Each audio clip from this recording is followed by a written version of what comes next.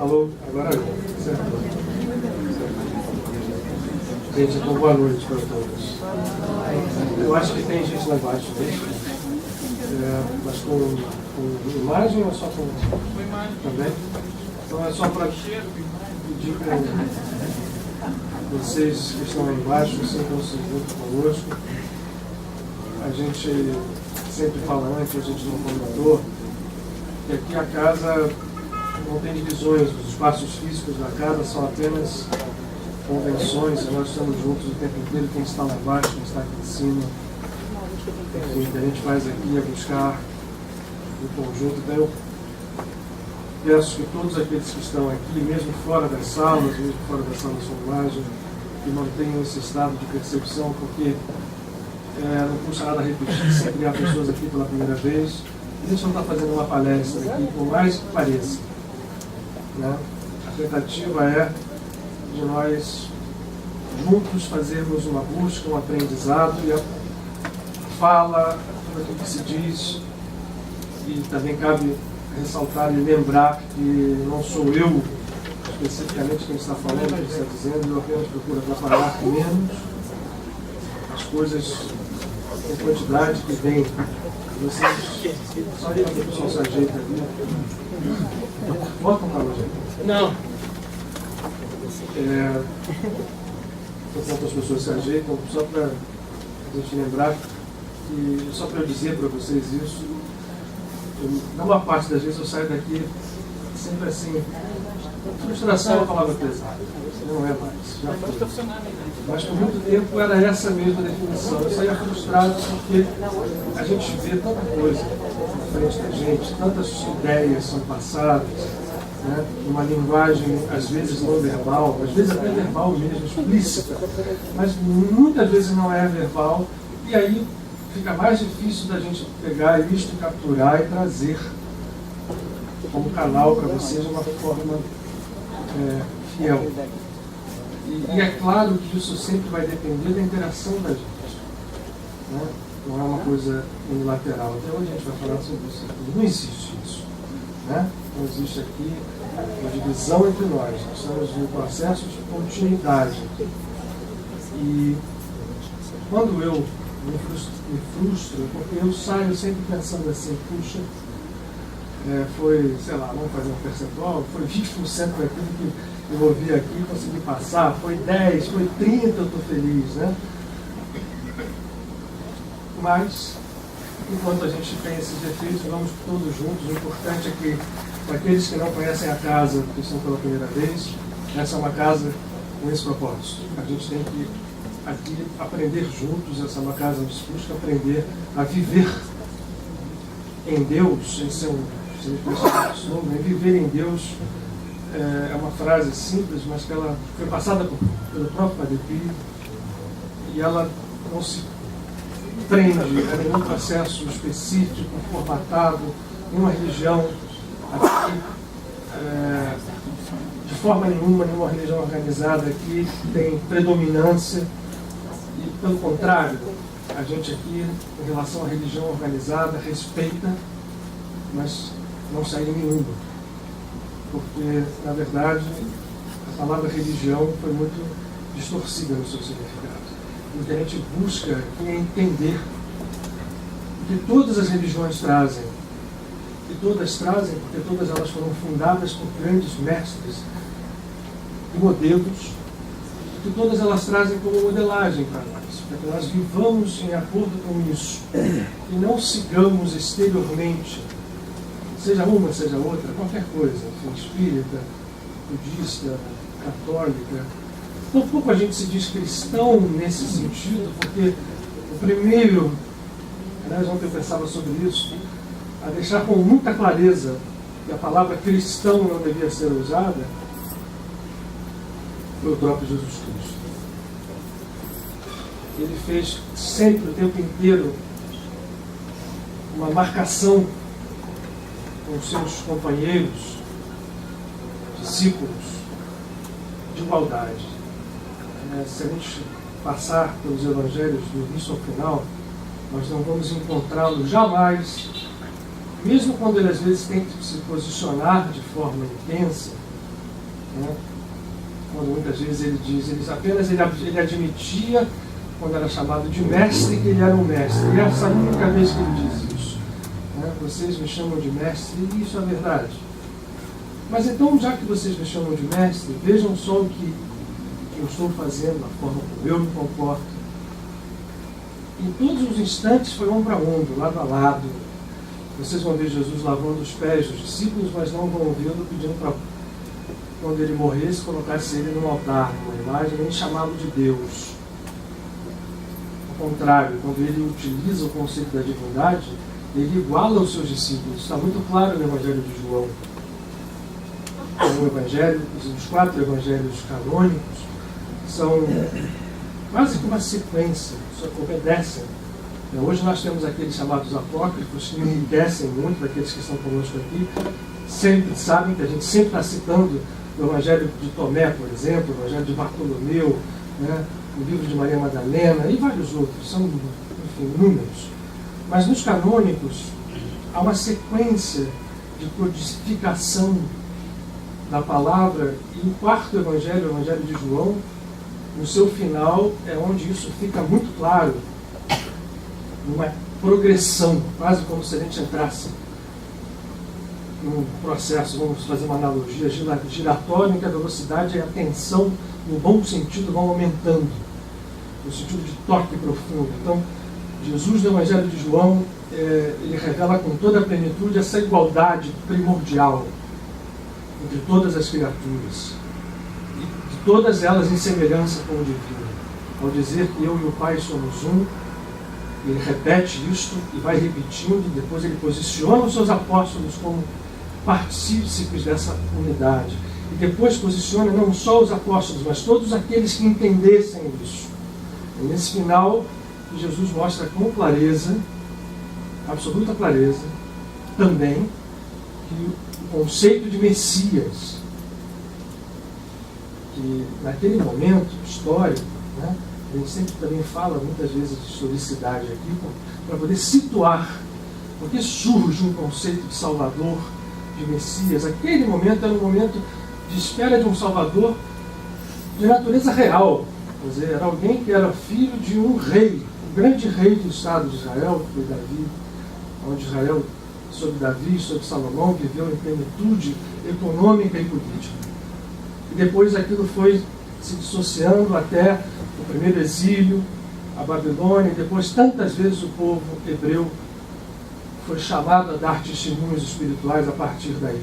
Mas Jesus deixa com clareza, porque no momento em que Jesus aparece no mundo, ele jamais se disse Deus, ou Filho único de Deus, era um momento de tensão política muito forte. Nós tínhamos Israel sob 2 domínios sucessivos, com um período muito pequeno de liberdade política, e sob Roma. Roma se instalara dentro da cidade de Jerusalém, da forma como Roma dominava, e se esperava um Salvador. Então a gente tem que entender isso.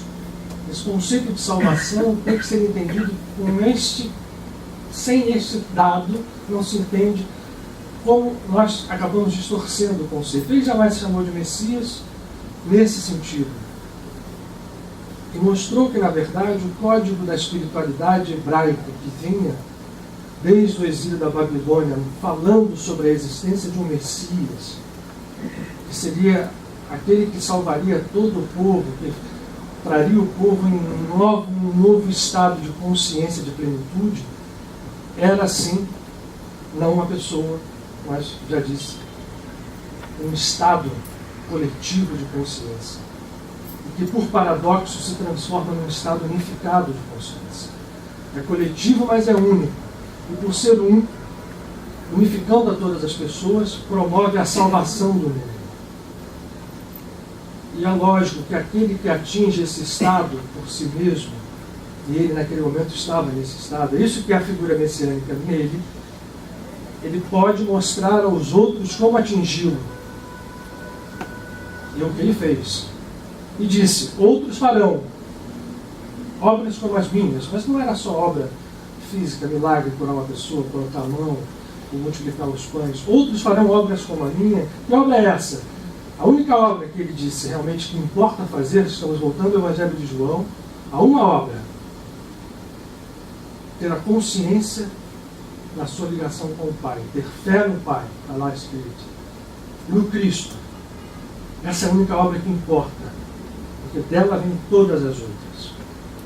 Quando ele diz isso, ele se reposiciona junto aos seus companheiros e a nós todos, ao dizer, consciência messiânica, o Cristo, não sou eu, não sou eu, porque sou eu e são todos vocês.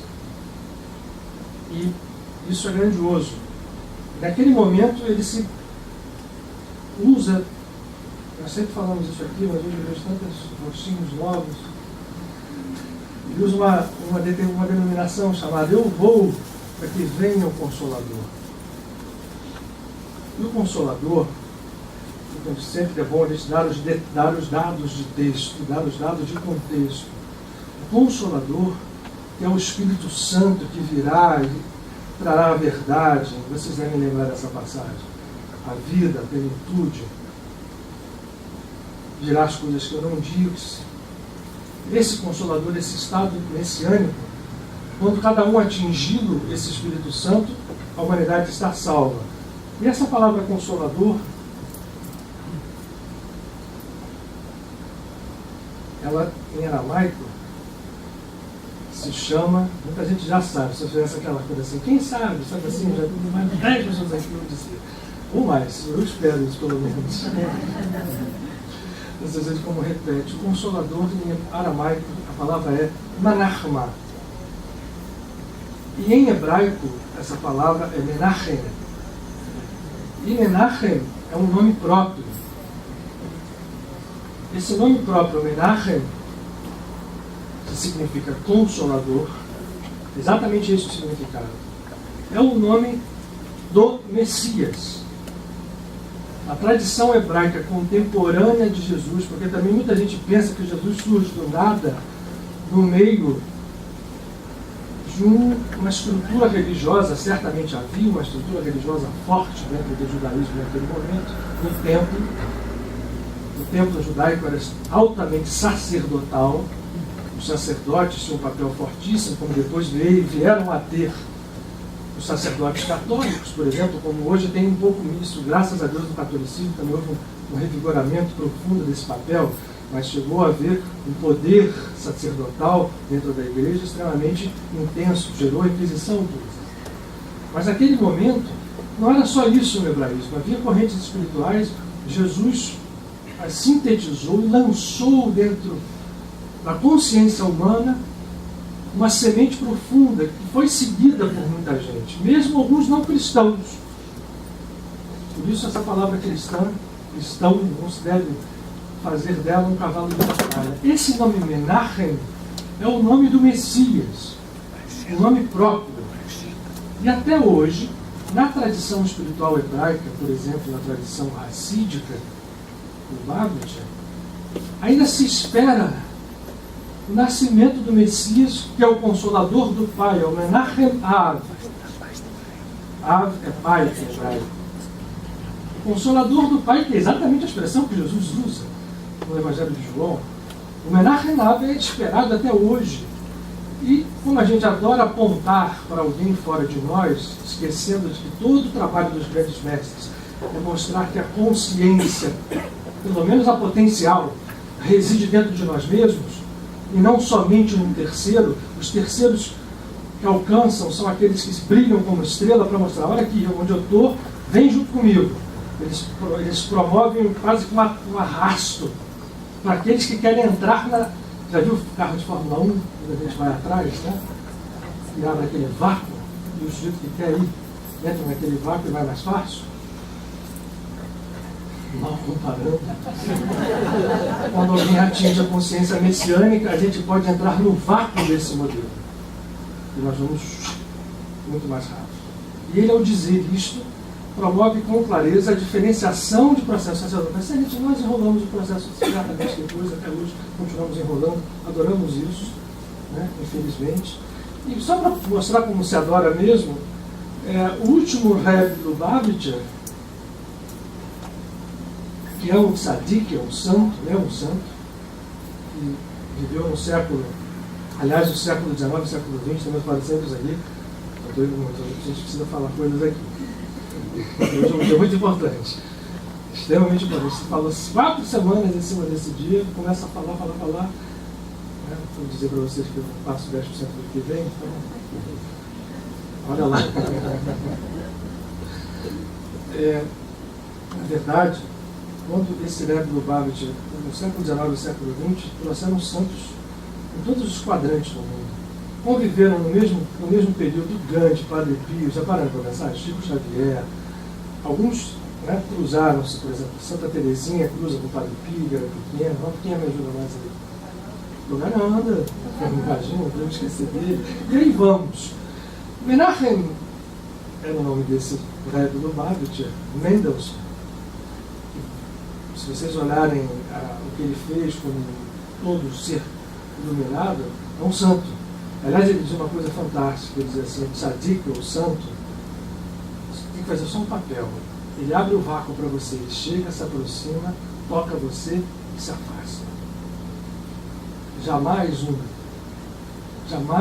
verdadeiro santo aprisiona discípulos à sua volta. Eu sou esse, eu sou aquele, você tem que estar ali obedecendo o que eu digo, fazendo o que eu faço, só aquilo. Às vezes a gente faz isso com ótimas intenções, eu estou querendo criticar quem faça.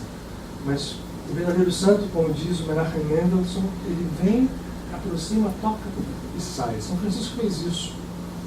Ele fundou uma ordem, porque ele era um dos exemplos que eu estou dizendo, ele atingiu essa consciência messiânica. E no momento em que essa consciência se arrasta e toma as pessoas, e que ele começou a ver aquilo se cristalizar à volta dele, como se fosse aquela ordem que tivesse que obedecer só a coisas externas, e as coisas externas tomaram mais fruto do que o que ele estava buscando, o que ele fez? Se afastou. A ordem em si só era importante se o espírito da ordem estivesse nela. Senão, era letra morta. Graças a Deus, apesar dos percalços, o franciscanismo continua vivo até hoje. Mas eu disse do Lubavitch porque muitos seguidores dele acham que ele é o Messias, só porque ele tem o nome de Menachem. Então, eu só estou dando um exemplo, porque as pessoas adoram apontar para alguém. Ele chama-se Menachem Mendelssohn, é um santo, realmente é um tzadik, alguém de consciência cósmica, mas jamais ele disse também que ele era o Messias, só porque ele chamava o nome do Messias, Menachem. Mas tem gente que diz até hoje, olha, o Messias já veio. O Messias já veio. O Messias já veio. Aliás, Jesus falou assim, olha só, se vocês ouvirem alguém dizer, o Cristo está aqui, está ali, está lá, só que essa frase é mal entendida, porque as pessoas pensam que ele está dizendo aqui, ó, sou eu, e o resto não tem mais ninguém. Não. Essa frase lida na sua ordem correta, no grego original dos evangelhos, diz, o Cristo não está aqui, não está ali, não está acolá.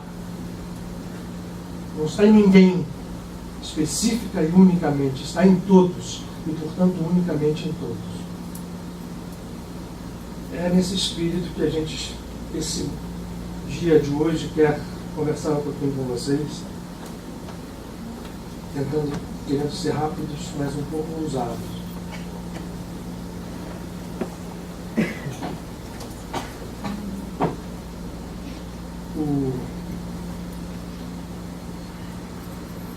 O dia de hoje é um dia especial. Quem aqui tem tradição judaica, ele sabe que hoje é o Rosh Hashanah, já estamos no segundo dia, né?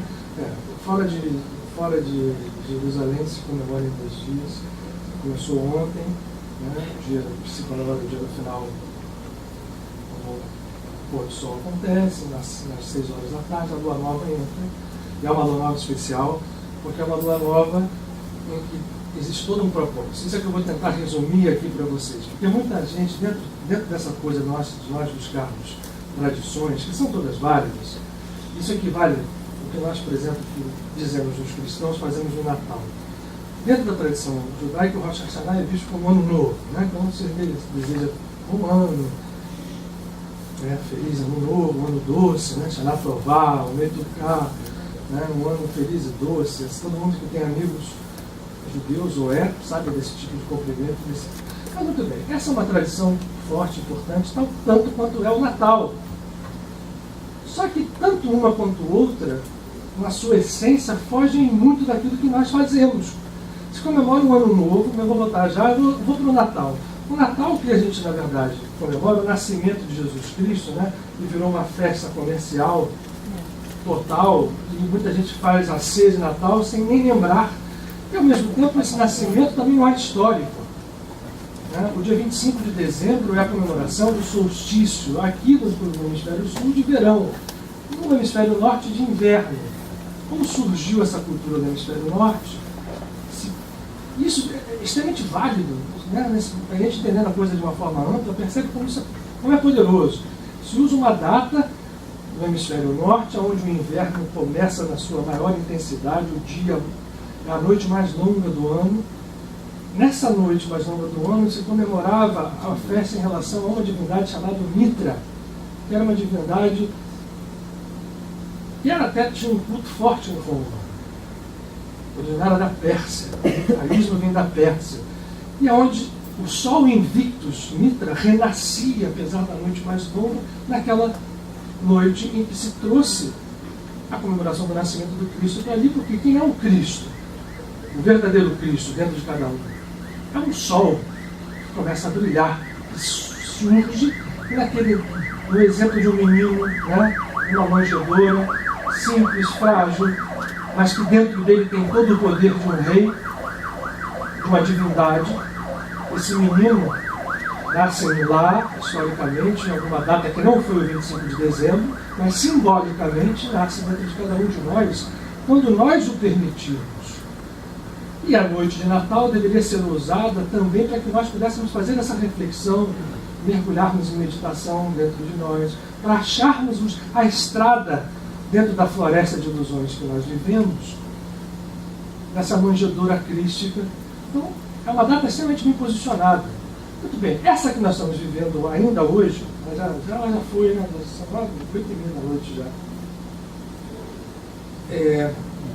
Tem esse mesmo enfoque, um enfoque muito parecido. Que ano novo é esse? Né? Começar fazendo uma pergunta. Que se comemora no 7º mês do ano. Né? O ano novo deveria ser no 1º mês do ano. E verdadeiramente existe um ano novo de calendário dentro da tradição espiritual hebraica, que é exatamente no 1º dia do mês de Nissan, que é o mês da Páscoa. Este é o 1º mês do ano, que se conta no zodíaco pelo signo de Áries, que é onde se conta a roda astrológica. Né? Eu gostava de entender isso, né? O primeiro signo é Áries, não é Aquário, não é o ano novo do calendário gregoriano é Capricórnio. Né? Então por que Áries que começa a contar o zodíaco? Porque se conta o ano civil, o 1º mês, é esse mês chamado em hebraico de Nissan.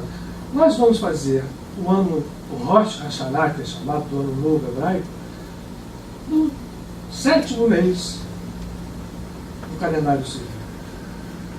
O mês chama-se Elul, que acabou ontem, entra-se no mês de Tishrei, que equivale ao signo de Libra.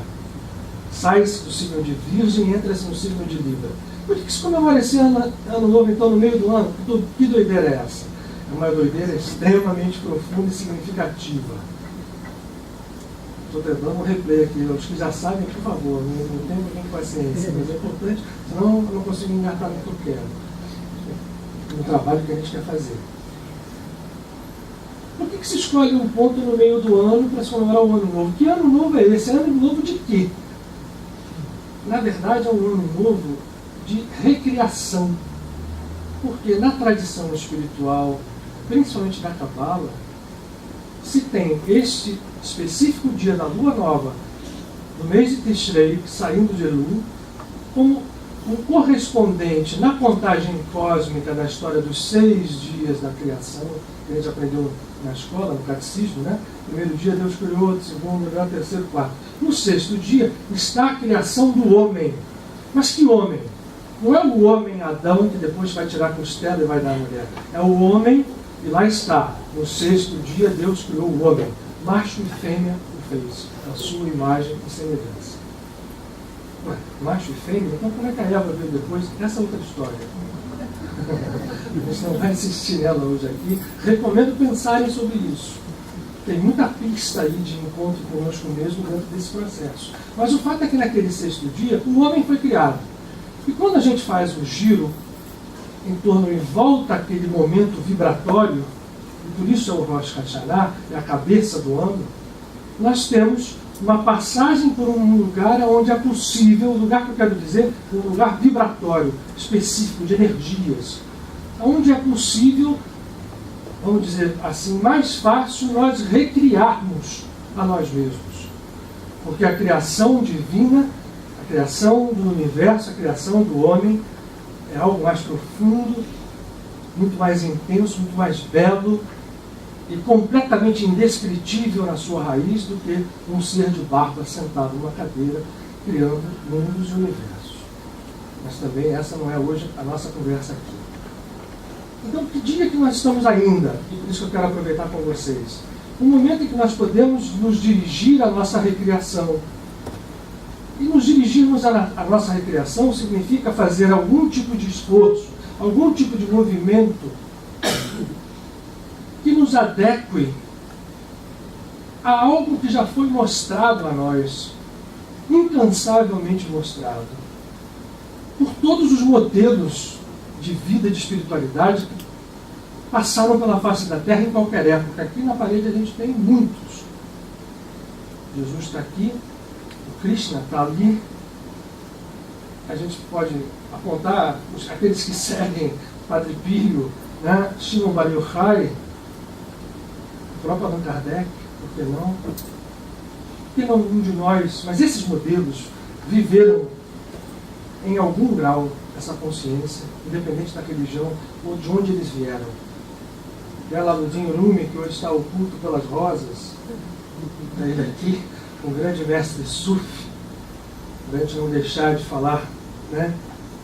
Paramahansa Yogananda, o Tessor. Esse estado que esses modelos nos passam, sempre, e nós recebemos incansavelmente isso a nós, é um estado possível. E na verdade é mais do que possível. É o único estado onde nós poderíamos apontar, sem medo de errar, o significado do signo da palavra realidade. Isso vai de encontro a tudo aquilo que a gente aprendeu desde que botou a cara no mundo, como um bebê, e ouviu, e viu, né? E por todos os canais chegaram a nós, porque assim é a nossa civilização. E a nossa civilização, não nos orgulhemos dela, porque ela criou esse mundo que nós estamos vivendo. Então não vamos nos apegar aos conceitos que essa civilização às vezes impunha como bandeira, né, de bondade, de justiça, de ética. Não. A civilização humana, com suas leis, criou, está aqui. A realidade, que nós temos que chamar de realidade, é outra. E só os corajosos e os ousados vão a ela, e dela vem. Eles nos deixam esses modelos para serem seguidos, e nós, normalmente, deixamos para lá, porque a maior parte de nós já pega essa coisa vindo desde que começa a balbuciar, já ouve tudo ao contrário, né, da nossa criação, das nossas tradições, daquilo que aparentemente deve ser feito ou não deve ser. Aquilo nos bombardeia, nós somos condicionados a viver assim, e depois de um tempo, quando a primeira infância passa, porque na primeira infância nós geralmente, né, aquele sonho, aquela coisa da criança, aquela liberdade, nós vamos sufocando. A nossa criação vai sufocando. Poucos explodem e libertam-se daquilo. Mas chegou um momento que é possível essa libertação acontecer para todos. Aliás, chegou um momento, não, esse momento já chegou há muito tempo, mas nós vamos em coletivo convergindo para chegar, e isso é que a gente chama de evolução coletiva, os tempos são chegados, eu entendo assim. É um momento em que há uma soma de força, de massa crítica, que vai permitir àqueles que querem fazer o movimento, fazê-lo de modo mais fácil. Porque até então, né, a gente aprende também que para você chegar nesses estados, você tem que passar um calvário absurdo. E não é assim. Os sofrimentos que a gente passa são frutos da nossa própria plantio, e a gente, no momento que decide não querer mais isso, é claro também que não tem passe de mágica, acabou tudo, mar de rosas, não. Mas no momento que você decide não querer mais isso, a saída começa a aparecer. Como é que a gente sabe isso? experimentando. É que a gente não experimenta mesmo, por força de várias razões. O condicionamento, a primeira topada que você dá depois que você se decide experimentar, e quase sempre acontece isso mesmo, né? Quase com um reflexo imediato. Bom, vamos começar assim, assado, assim, assado. No dia seguinte, pode contar. Você mesmo traz para dentro de você, com a cooperação de todos aqueles, né, que estão criando à nossa volta formas mentais, espíritos para quem acredita em espírito, né? Enfim, hábitos para quem hábitos existem mesmo, eles aparecem. Mas, nesse momento do ano, exatamente agora, nós estamos como se abrisse uma fenda cósmica. E essa fenda cósmica nos permite respirar, e ainda dá para aproveitar, né? A gente tem falado nisso 4 semanas, dá para aproveitar isso sempre, mas ainda dá para pegar o finalzinho e tentar pegar o final desse vácuo e entrar no próximo giro cósmico, que a gente chama de novo ano. E aí já entendemos então porque se é no 7º mês, não é no primeiro, não é um ano, é um ano humano, vamos chamar assim, o nosso ano hominal, entrar nesse giro com mais intensidade, tal como se fosse mesmo aproveitar a força do vácuo ou de um giro orbital, né? Uma nave espacial, quando, né, pega uma carona na gravidade de um planeta e se lança para atingir outro, como a gente faz. E aí, já que a gente falou de gravidade e coisas, eu queria falar uma coisa para vocês que tem tudo a ver com isso. Vocês podem acreditar em mim. Tem tudo a ver com essa realidade que a gente fala que existe e que nós negamos. E, aliás, é um fato que tem sido incessantemente repisado. Vocês não vão ouvir novidade aqui. A gente vai procurar fazer hoje é traduzir de uma forma o mais possível uma realidade que vai ficar clara aqui para um outro meio, porque eu estou falando isso aqui para vocês, mas eu estou falando isso, enfim, como experiência, isso tem na percepção daqueles que nos ensinam, mas hoje a gente tem certas coisas muito interessantes nos mostrando todo o tempo que a gente pode investir nesse processo de buscar essa realidade que aparentemente é loucura, porque não é. Esse nome também já apareceu aqui, mas ele vai aparecer hoje porque ele tem uma razão.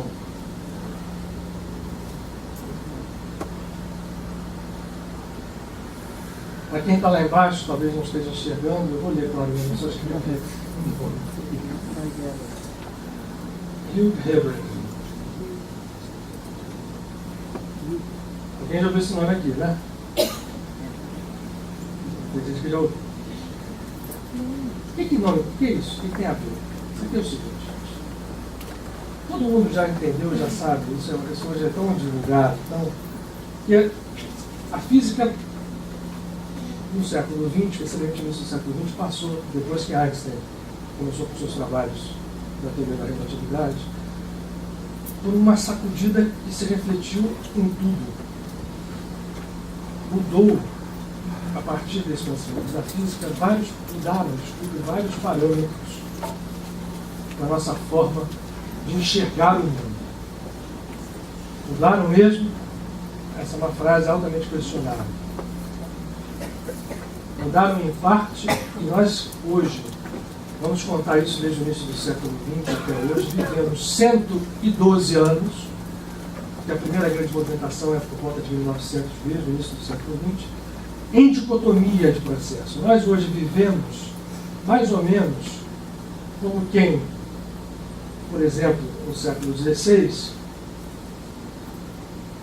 recebeu de repente de Copérnico a notícia de que a Terra não era o centro do universo, girava em torno do Sol, o Sol girava em torno dela e o universo inteiro, que era o contrário, e que vivia ganhando dinheiro com essa primeira informação, que o centro do universo éramos nós. Exemplo, a igreja.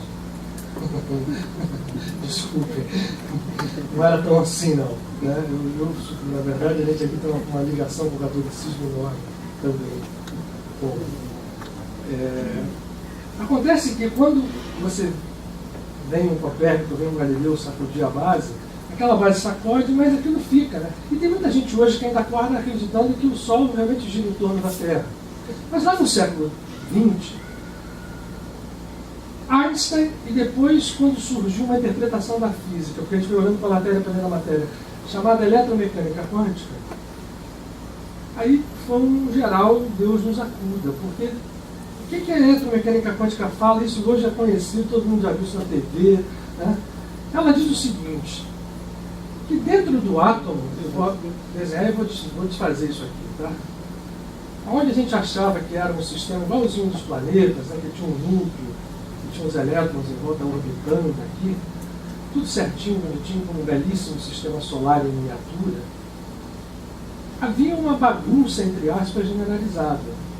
E mais, que as partículas que formavam a matéria na sua intimidade, e a gente vai chegando àquelas, né, o elétron já conhecido, mas o fóton que veio aparecendo, essa eletromecânica quântica mostrou uma coisa muito clara. Lá dentro do átomo não existe nada em estado, nesse exato instante, dentro, se eu pegar um átomo do nosso corpo ou de qualquer lugar e for olhar, dentro desse átomo, as partículas estão todas em estados que nós chamamos de suspensivo. Ou seja, vamos pegar um elétron. Todo mundo já ouviu falar do elétron, que é o bichinho que gira em volta do núcleo. Um elétron, antes dele ser incomodado, ele pode estar em volta do núcleo em todas, literalmente todas as posições possíveis, todas, vou repetir a palavra, todas, ao mesmo tempo. Ah, o que é estar ao mesmo tempo? Estar ao mesmo tempo? Estar ao mesmo tempo. Existe o que se chama de superposição de estado. Tem estados que a gente vai chamar de estado de onda, mas isso não interessa. Bom, quando os mecânicos quânticos, os cientistas descobriram mecânicos automóveis, descobriram isso aqui, isso vale para tudo que está dentro desse micromundo. Vocês param, mas peraí, se isso é verdade, como é que eles chegavam a isso? Chegavam a isso com equações matemáticas, vamos falar dela. Não se amofinem não, porque isso tem tudo a ver com o que a gente falou antes. Podem acreditar em mim, tenham fé. Nesse exato instante eu peço fé. E uma bateria nova. Boa pilha. Não. Alô? Alguém que não concordou aqui com o que está acontecendo.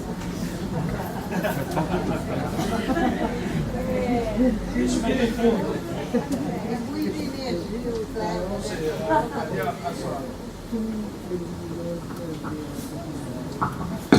Alô, agora voltou. Alguém que puxa aqui. Olha só, gente, esses estados suspensivos são absolutamente a realidade que existe. No momento, nesse exato instante, quando os eletromecânicos quânticos descobriram isso aqui, caramba, isso aqui não pode acontecer. Olha aqui. Se isso acontece lá, nada, o que impediria de nós, nesse exato instante, estarmos em estados suspensivos? E houvesse, em vez de um de nós, inúmeros de nós, ou inúmeras salas dessas, ou inúmeras cidades como aqui vivemos, inúmeros planetas como que nós estamos, inúmeros universos aonde a gente vive. Ah, não pode, isso não existe. Não é verdade, não pode ser assim. Mas a matemática que leva a isso, que se chama de função de onda, funções básicas de Fourier, que são usadas até em música, mas que tratadas por um físico chamado Schrödinger, levavam ao entendimento deste comportamento anômalo dessas partículas, a matemática mostrava sempre a mesma coisa. É assim, é estado suspensivo, sim. O elétron, por exemplo, estará em todos os lugares ao mesmo tempo. E aí você fazia um tratamento estatístico que dizia assim, olha, a probabilidade dele estar ali é tanta, e quando eu ia medir aonde ele estava, eu achava onde ele estava, mas perdi o parâmetro de todas as outras coisas, as qualidades do elétron. Se eu medir o estado, é como se eu pegasse ele, metesse um dedo e dissesse, ele está aqui, mas eu não sei mais dizer qual é a velocidade dele, eu não sei mais dizer qual é a posição que ele está, o momento dele, que a gente usa essa palavra. Esse detalhezinho foi a salvação que os físicos se reuniram depois de muita briga, discussão. É o seguinte, imagina o seguinte, tem um mundo lá dentro e tem um mundo aqui fora, e isso não está acontecendo. Se eu jogar essa caneta para cima, uma função quântica, ela tem uma chance estatística de não cair jamais e continuar indo embora pelo universo afora. Isso é algo que é, olhando para dentro do núcleo, é assim que o elétron se comporta. O fóton se comporta, e depois as partículas subnucleares se viu que é a mesma coisa. Tudo bem. Esses físicos se reuniram e chegaram e disseram assim: não pode ser. Isso não existe. Porque o mundo não é assim. O mundo é um mundo mecânico. O mundo obedece às leis de Newton, às leis da mecânica clássica. A gente não pode mexer assim. Então, o grande papa da mecânica quântica, chamado Niels Bohr, com outros dois grandes físicos americanos, chamados Werner Heisenberg e John von Neumann, em Copenhague, uma outra turma decidiu o seguinte: olha aqui, lá no mundo quântico é assim, mas acontece que no nosso não é. Nós vamos pegar as equações de Schrödinger, que são bonitas matematicamente, das funções de onda, e vamos adequá-las. Em matemática isso é algo muito sério, se pode fazer muitas vezes, como que um postulado, dizendo assim: como isso não é, significa o seguinte: a realidade quântica é uma, onde acontece todas essas maluquices de coisas ao mesmo tempo, né, de estados indefinidos, e a realidade clássica é outra. E aqui nós vamos colocar um observador. Quando esse observador vai lá e olha, a realidade quântica como se colabasse. Não existe o verbo colapsar, tá, gente? Colapso é o particípio do verbo colabar. Em Portugal, todo mundo usa direitinho. Aqui a gente usa colapso, colapsou, né? Colabou. A realidade colabou e ficou igualzinha à outra. Só que para isso acontecer, por isso que eu falei que nós vivemos até hoje nessa dicotomia, nós trabalhamos exatamente aqui, ó, como se existissem duas realidades. Uma clássica, que é essa aqui que nós estamos vivendo, em que a gente tira da realidade, literalmente tira da realidade quântica, e outra lá dentro, que é uma maluquice total, mas o observador está aqui para salvar. As grandes perguntas que surgem é assim: tá bom, mas tem alguém sempre medindo? Né? Isso aqui acontecia da medição.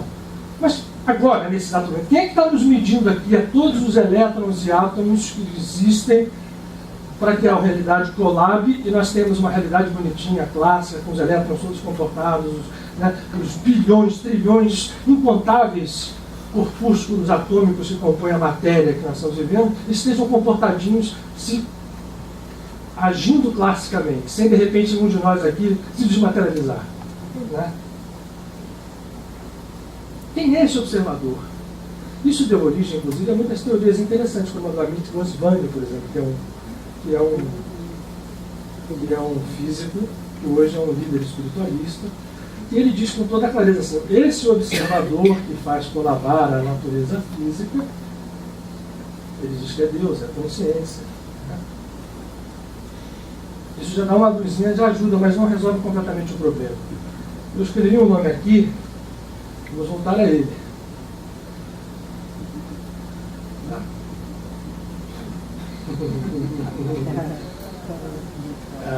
Esse Hugh Everett era um contemporâneo dessa turma. Era um aluno de Princeton e que, quando entrou na faculdade, começou a ler essa Bíblia que já vinha lá desde 1920. Em 1950 e poucos, ele elaborou uma teoria,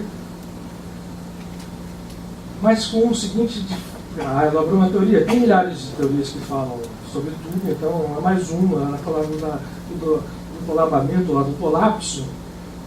Por que não? Mas ele diz: qual é a diferença da teoria dele? Vamos voltar ao nome que você já deve ter esquecido, certamente. As equações que determinam a mecânica quântica são equações de função de onda, de Fourier, adaptadas e criadas por Schrödinger, que são equações matematicamente extremamente elegantes. E que, em um determinado momento, para a gente acabar com aquela história de que ela mostra que a realidade é absolutamente indeterminada, no sentido de, né, os elétrons, os fótons, está todo mundo em estado de suspensão ao mesmo tempo, realmente, não é em teoria, em concepção.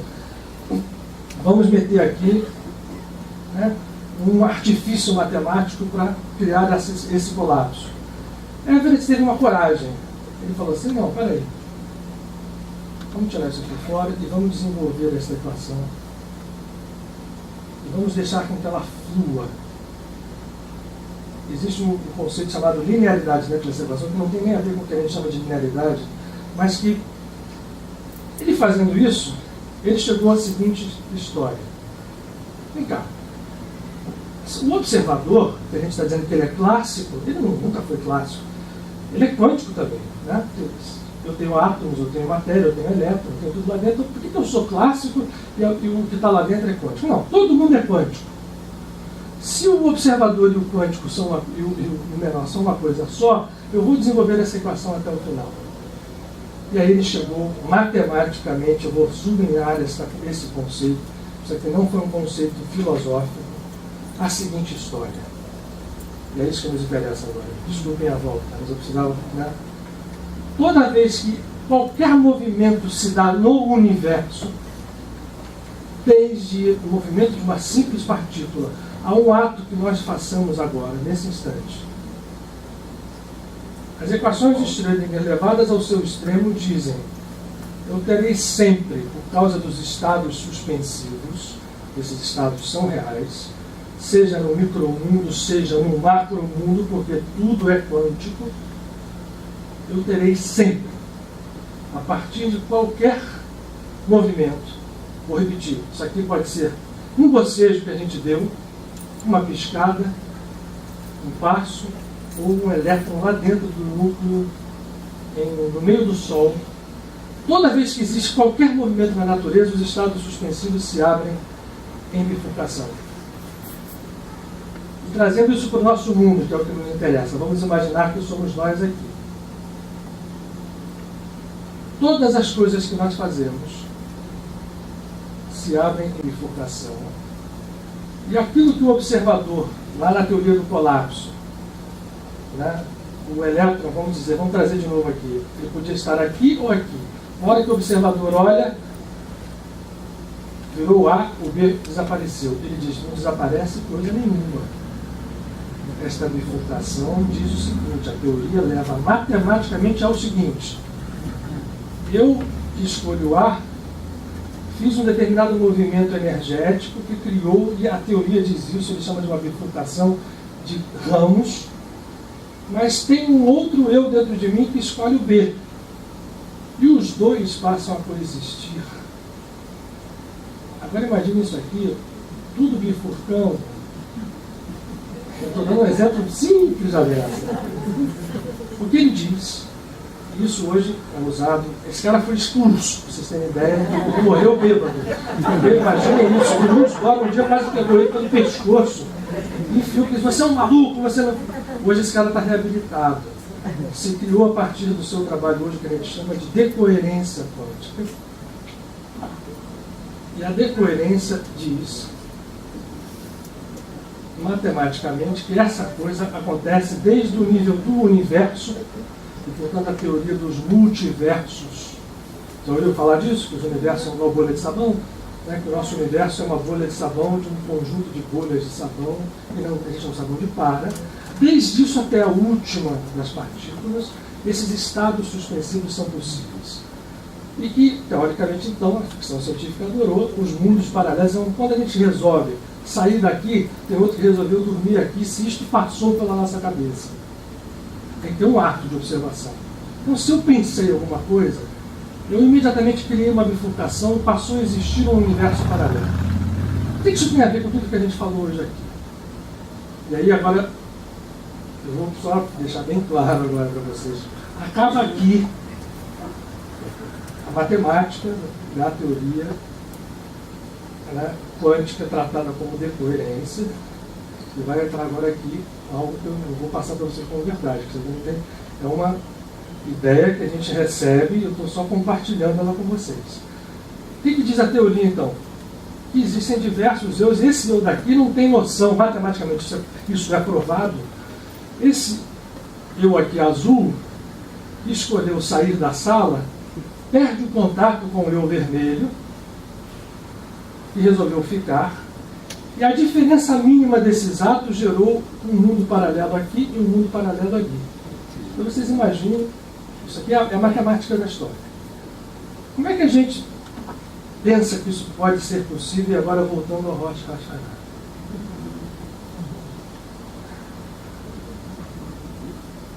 Qualquer coisa que nós façamos na vida, a gente investe energia de observação, vamos chamá-lo assim, nos nossos pensamentos, nos nossos atos, nos nossos sentimentos, nos nossos propósitos, nos nossos hábitos. E certamente, se isto aqui é verdade, e eu acredito piamente hoje muito mais nele do que no colapso do Niels Bohr, eu não vou apenas ao limite, ao extremo de dizer que qualquer coisa cria um universo paralelo que anda sozinho. Eu acredito numa coisa, comigo outras pessoas. Nós estamos sempre criando universos paralelos, sim, mas que essas bifurcações que acontecem, elas, dependendo da energia que a gente aplica a elas, seja uma energia consciente, por exemplo, eu quero mudar um hábito, ou inconsciente, laissez-faire, eu vou igual uma folha ao vento. Essas bifurcações acontecem e, dependendo da energia, elas ganham uma força maior, enquanto as outras possibilidades vão se perdendo. Então, por exemplo, eu ia atravessar, eu estava andando e de repente vi um negócio caindo e caiu na minha frente. Se caísse na minha cabeça, teria acontecido uma coisa diferente. No mundo paralelo, aquilo poderia ter caído na minha cabeça. Essa energia paralela, ela correu em paralelo até ali. E no exato instante em que não acontece, o que a gente tem que fazer é um somatório de energia aplicado, não só naquele momento, como que eu tenho aplicado ao longo da minha vida e que eu tenho aplicado ao longo da minha criação. Ou seja, nós somos os artífices das nossas vidas e temos a todo um instante, por esta teoria aqui, que ela hoje matematicamente ninguém discute, a chance de ou seguir por uma linha que eu estou rabiscando mais de um azul que não fica azul, ele vai ficando mais branco, e se eu botar o preto vai apagando, olha aí. Mas a ideia era de ter algo mais intenso aqui. Se essa linha mais intensa, que é fruto de tudo que eu venho escolhendo, de todas as bifurcações que eu vou seguindo, e vamos pensar que agora nós não somos sozinhos. Estamos em contato com outras bifurcações, não só das pessoas mais próximas, mas como de tudo. O planeta. Vamos ficar pelo planeta? Só. Mas, enfim, esta linha que é a de possibilidade maior de acontecer, que pode chegar a 100 no momento em que vai acontecendo a nossa vida física, ela deixa sempre a possibilidade de eu derivar por outras bifurcações paralelas, porque assim diz esta hoje, já quase que irrefutável, pelo menos matematicamente ela é, teoria da decoerência, que eu, como consciência, eu volto lá para mim do Goswami. Realmente, a consciência tem um poder, mas não é de colabar a realidade. Ela tem o poder de optar. E aqueles mundos paralelos, em vez deles irem ad infinito, como é aquele mundo bizarro, quem já leu o Super-Homem aí, lembra do mundo bizarro? Das histórias em quadrinho, em que está acontecendo tudo. Até pode ser que existam alguns universos paralelos onde a gente tenha dado mais força.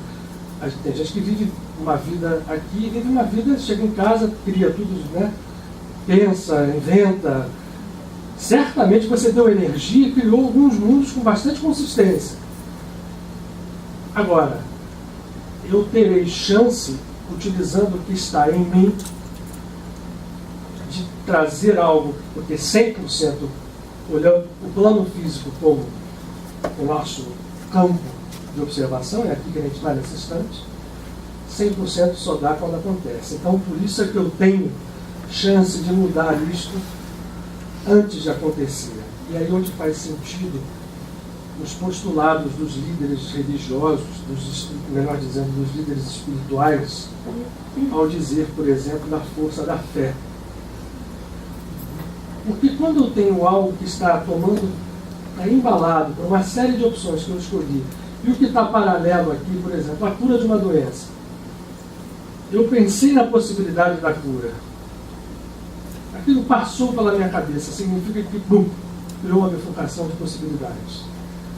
Só que esse universo paralelo, como eu não tenho energia nele, o meu condicionamento me diz: essa doença é incurável, isso aqui não pode, isso não se dá para fazer.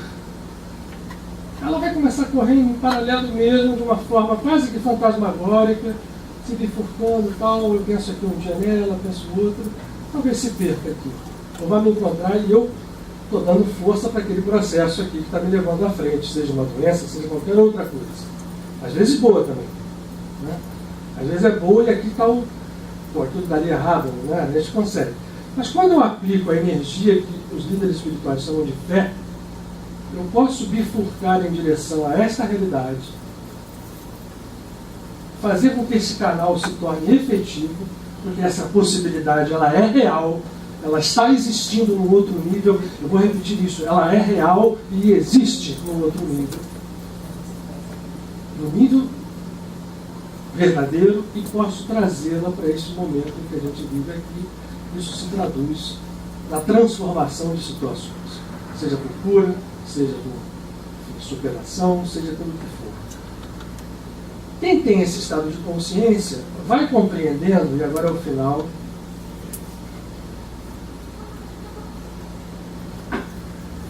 que essa história, eu trouxe o bonequinho para cá, desenhei aqui aquelas milhares de bifurcações ali, a gente está ali seguindo, que a gente está dando força. A realidade vai se espelhando através da gente, dos nossos atos, dos nossos pensamentos, até eu decidir o contrário. O que dá coerência a isso tudo? Imagine agora que eu estou ligando aqui, não vou botar as bifurcações aqui todas, porque eu teria que desenhar isso ao infinito. Imagine que tudo isso aqui se junta, infinitamente. Meus exemplos são terríveis, né? Isso, peço desculpas, mas bonequinhos somos nós, vou repetir. Aqui está o que nós estamos fazendo agora. Para trás de nós, não é para trás no tempo, nem no espaço. É o que está levando tudo isso. Veja que eu botei outras aqui, porque tem as pessoas que andam junto de nós, né? Os nossos familiares, os nossos contemporâneos, os nossos inimigos. Os inimigos que não são... Porque que isso tudo aqui se junta e vai se juntar numa raiz única. Toda esta parafernália infinita jamais perde contato com esta raiz única. É aqui que está o que nós chamamos de Deus, ou de consciência cósmica, ou de divindade, ou de consciência divina, ou da cósmica. Por esse entendimento, todas as coisas se unem lá. O que eu estou querendo dizer com isso? Quando alguém desperta, porque eu posso atuar daqui para frente, por exemplo, se eu tiver vamos entrar numa escola de pensamento positivo. Então eu vou começar a trabalhar o meu pensamento, eu vou dar força para aquela história que está ali continuada, sem energia nenhuma, meto energia aqui, e aí eu vou trazer para a minha vida uma cura de doença, vou trazer aqui dinheiro, vou trazer melhora de uma situação para outra. Enfim, isso aqui é possível. Mas ainda que isso aqui seja possível, eu estou trabalhando olhando daqui para cá. Na verdade, o que os mestres espirituais todos falam, a começar por Jesus, é que isso aqui continua sendo uma ilusão, ainda que traga coisas boas. A cura de uma doença é boa, fisicamente, claro que é. A melhora da situação financeira é boa, fisicamente, claro que é. Eu posso utilizar isso como força. O meu ser aqui é um ser, não nos esqueçamos, está vinculado a essa raiz, então ele está alimentado por essa energia, ele pode usar. Mas a realização da qual nos falam os grandes mestres, ela só se dá quando a gente percebe esse processo inteiro. Por isso é que no Rosh Hashanah e em todas as escolas espirituais se fala em arrependimento, em retorno, em chuva, retorno à fonte.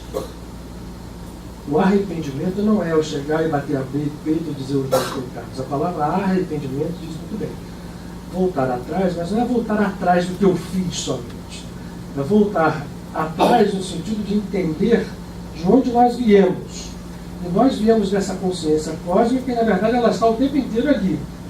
Só que essa multidão de coisas que nós colocamos aqui em conjunto, a humanidade está toda aqui nessas bifurcações que se somam, cria um processo que nos afasta desse entendimento. Quando um atinge isso, aquilo que eu falei lá no início, na hora que alguém conseguiu atechuvar o retorno, a sua recriação, e tocou a consciência cósmica, ele abre um canal e ele passa a ser um polo irradiador dessa consciência. João Batista, um belo exemplo. É o ego, alguém que naquele exato momento toca isso e chega para Jesus e diz: você tinha que me batizar. Porque o Cristo já estava pleno, Jesus já estava pleno da consciência cósmica. E ele pedia o tempo inteiro: arrependei-vos, voltai. Ele usava a palavra, como Jesus repetia, chuvu, o verbo, chuvar, o retorno. Arrependam-se, voltem para trás. O trabalho do Batista foi bem lembrado, é basicamente esse. Quando eu encontro a consciência cósmica, isto aqui entra num processo de tal grau de energia sublime que nós não temos nem noção do que é. Entra em função e essa história transforma essa pequena figura aqui num ser que está pleno dessa consciência. Então ele passa a ser como de um irradiador. Então à volta dele outros começam a entrar, aqueles que querem. E assim essa história vai se irradiando. A velocidade que isso se dá depende muito da decisão nossa, que estamos aqui no meio dessa história, de fazer.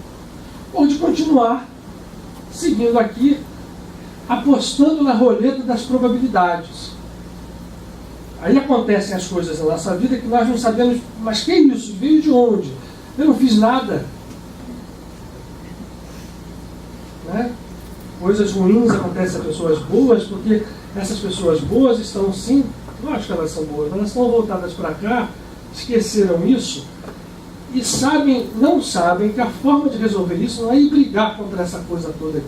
Isso aqui é como se fosse uma montanha mesmo. Por isso que Jesus fala muito bem. Quem tem fé, ou seja, quem tem a certeza e entra na consciência divina, faz com que todas essas montanhas desapareçam e o conseguinte que está para frente, o resultado é o mesmo, tá? Isso aqui também gera cura, isso aqui também gera transformação, só que é de uma forma conectada, não dicotomizada. Alguém pode ter um pensamento positivo fantástico se conseguir algo muito bom e continuar aqui, porque na frente, em algum momento, essa história vai cobrar dele. Não é porque tem um juiz julgando, não. É porque ele ainda não está dando canal a essa ligação original, cósmica. Ele continua aí em pecado. E esse é um conceito também que a gente está lembrando agora aqui.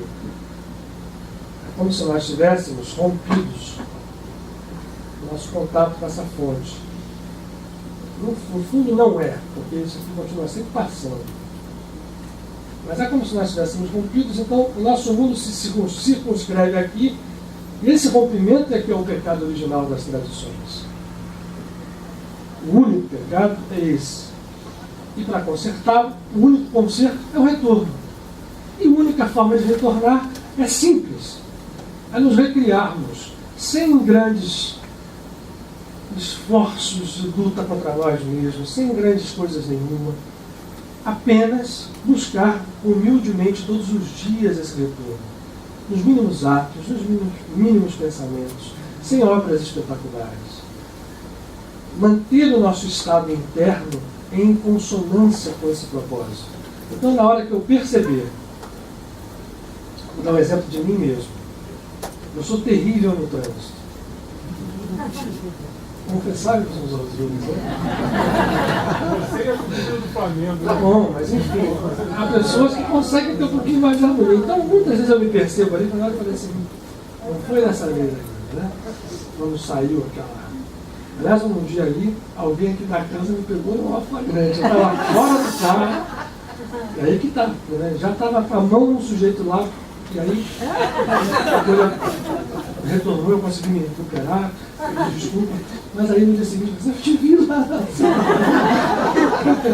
Você estava com a mão já no pescoço do cara, se quiser, não, mas deu tudo certo. Eu estou dizendo isso o seguinte. Deu tudo certo, ele morreu. É isso mesmo, isso que eu estou dizendo aqui, né? Exatamente esse retorno. Ou seja, a gente precisa ter a percepção de que isso se conquista no dia a dia. Né? Então, eu estou dando um exemplo bobo, tem 500 mil outras coisas que eu não consigo, mas no outro dia, aquilo eu já não vou repetir mais, se Deus quiser. Mas o fato é, a consciência desses estados, a gente vai trabalhando nos pequenos movimentos, nas pequenas coisas, sabe? E as vitórias são muito interessantes. Elas aparecem e aí a nossa vida vai se traduzindo. Né? Isso aqui tem reflexo na vida. Não é só para a gente ficar bonitinho na fita perante Deus na sua contabilidade lá. Opa, ele não xingou dessa vez, vamos marcar um ponto pro cara. Não é isso. É estado de consciência que vai se refletir daqui para frente, porque esse retorno, como disse a Emma, se deu. A gente retornou. Retornar a consciência não é o que a Emma está dizendo, talvez não é voltar e mergulhar na divindade e desaparecer, não. Retornar a consciência é você estar ligado a ela, seja mergulhado nela, seja na forma de qualquer ser. Né? Porque tudo pertence a essa divindade. E nós pertencemos a ela.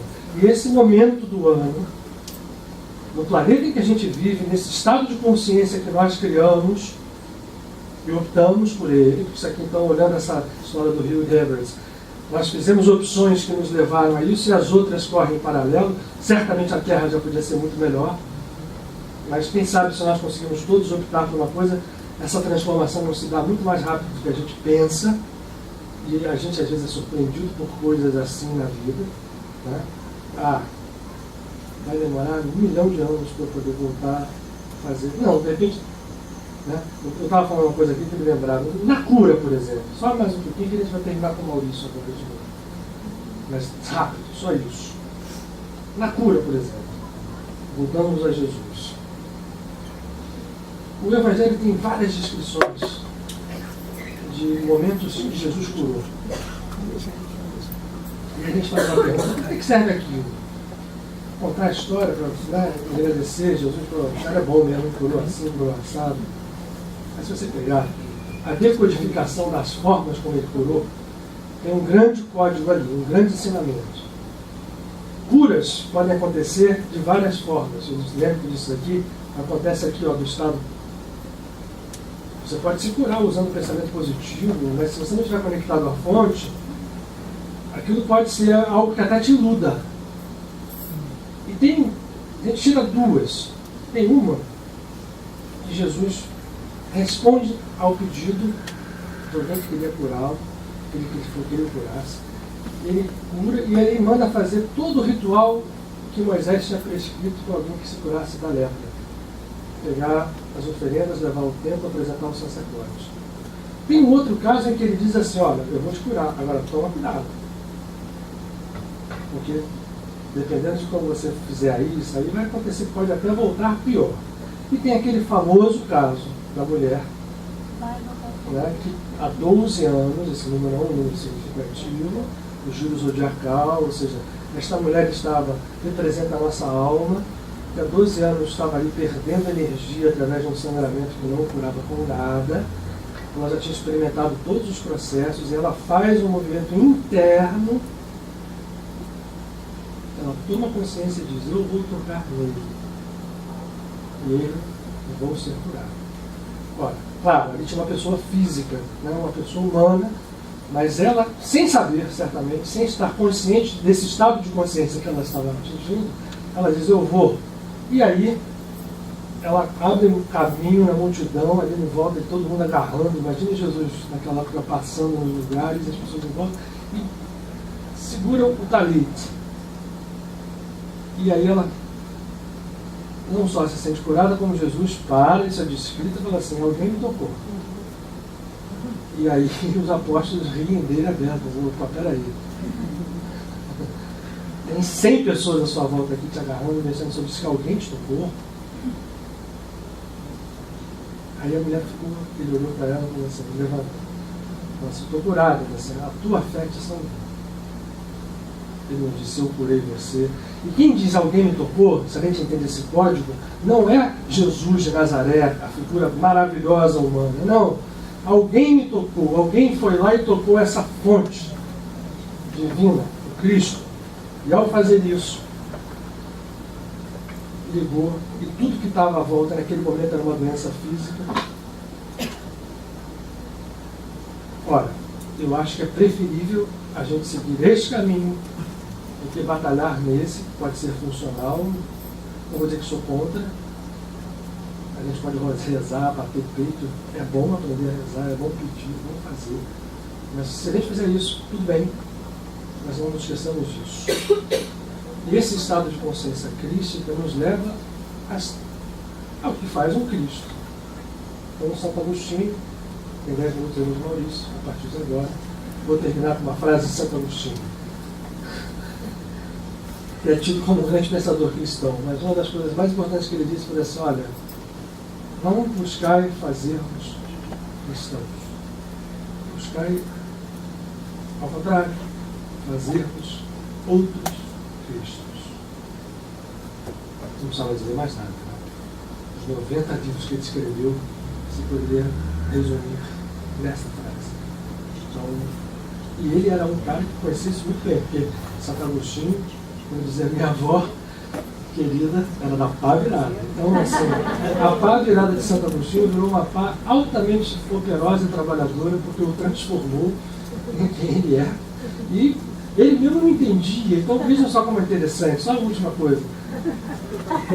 Tocado por todos os condicionamentos, né? Quer dizer, imagina um sujeito que tinha o que ele era um sujeito. Enfim, leiam as confidências, as confissões, e vejam o que ele se.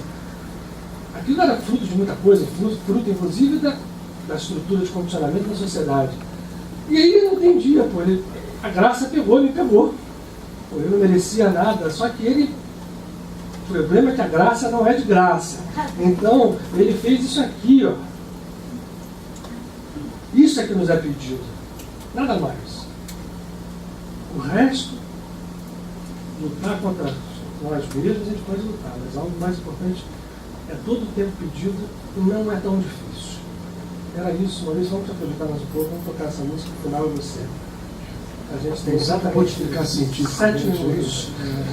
Só para dizer, você ficou cientificamente aí.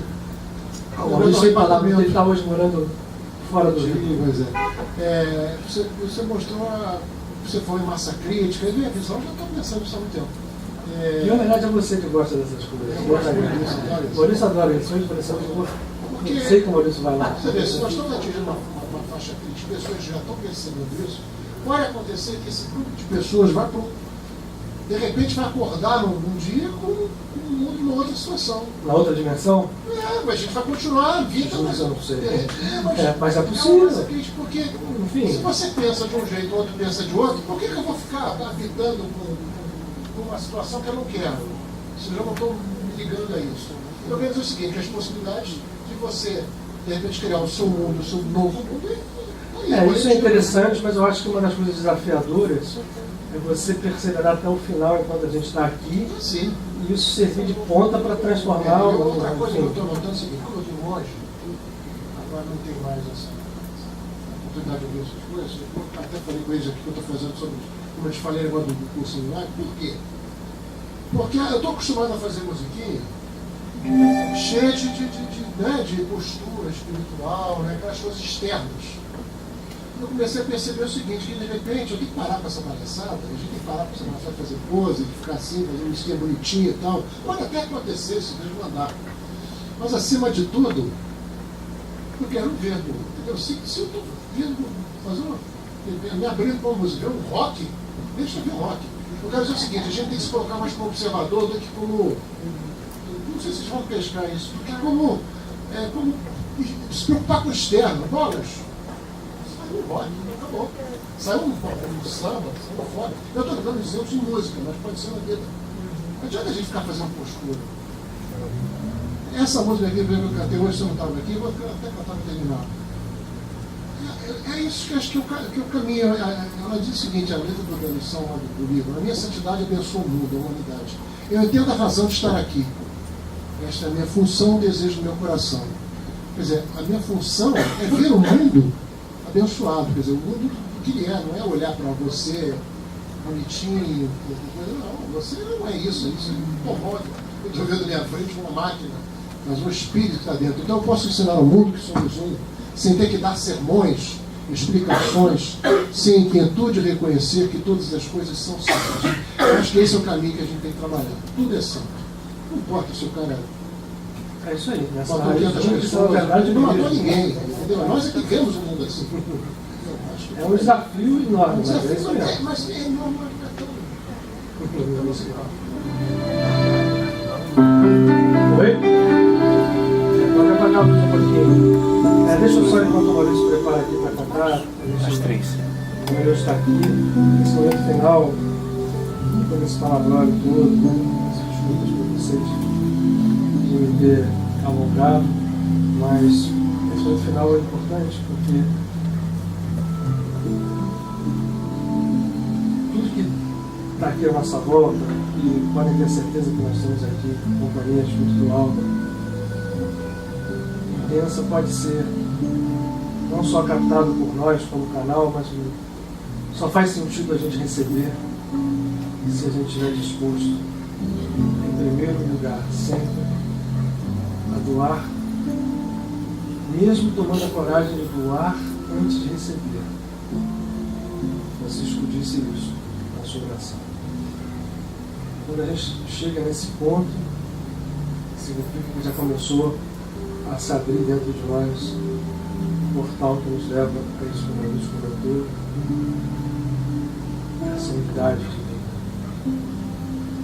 Vamos lá cantar juntos. Então, pedir que o Padre Pio e os inúmeros amigos que estão conosco nos toquem e toquem a todos aqueles aqui nesse instante, nosso pensamento, nosso amor, nossa oração se dirige. São os nossos filhos, são os nossos pais, são os nossos maridos, mulheres, irmãos, irmãs.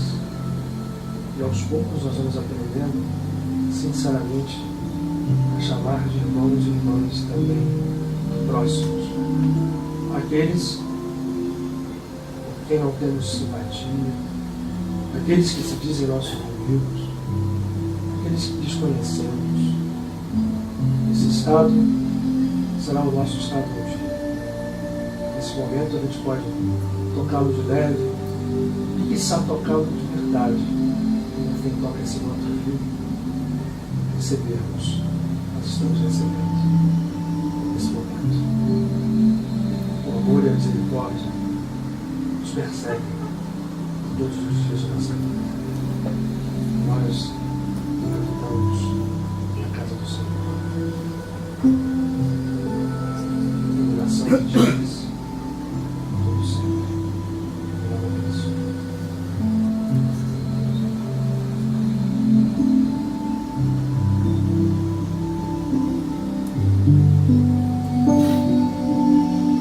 Nós possamos aproveitar esse momento de início do ciclo, de assumirmos cada um conosco mesmo a vontade de ver o mundo de outra forma, os irmãos de outra forma. Minha santidade abençoa o mundo, a humanidade. Eu entendo a razão de estar aqui. Esta é a minha função, o desejo do meu coração. A minha santidade abençoa o mundo, a humanidade. Eu posso ensinar ao mundo que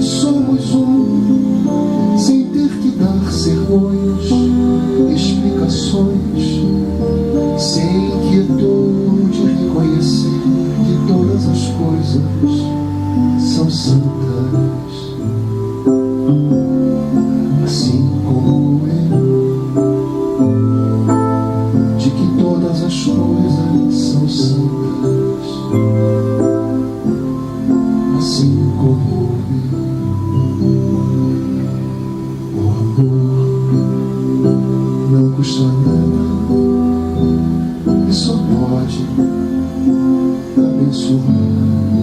O amor não custa nada e só pode abençoar.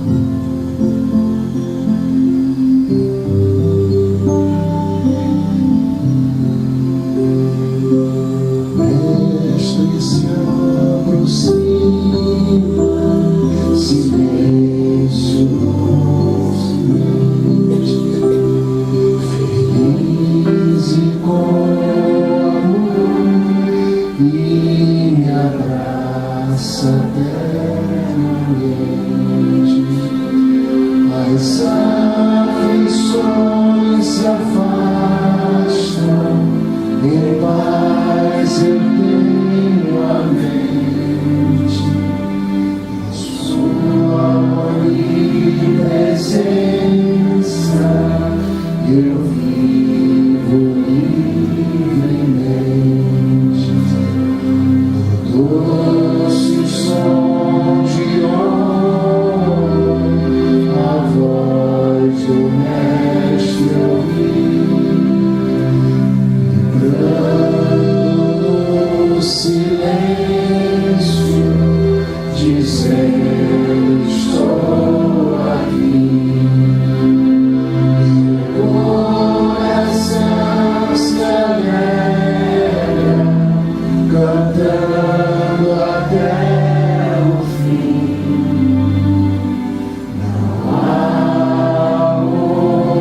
Igual ao que o Mestre tem por mim, e o coração se alegra, cantando até o fim. Não há amor igual ao que o Mestre tem.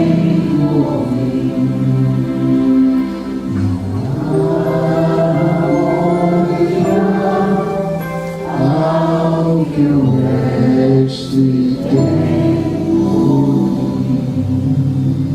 Essa palavra, a negação da morte, da anti-morte, que a vida brilhe em nossos corações, nossos olhos, em nossa pequena vida, que nós possamos estar todo o tempo nela mergulhados,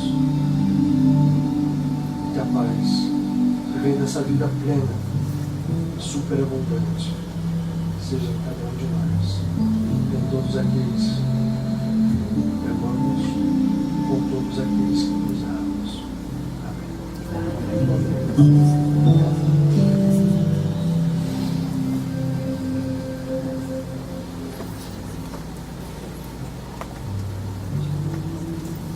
Obrigado, gente. Pela paciência. Abaixo da semana, Xará Tomado, Arcanjo Micael, nossa abençoada vocês. Até a próxima.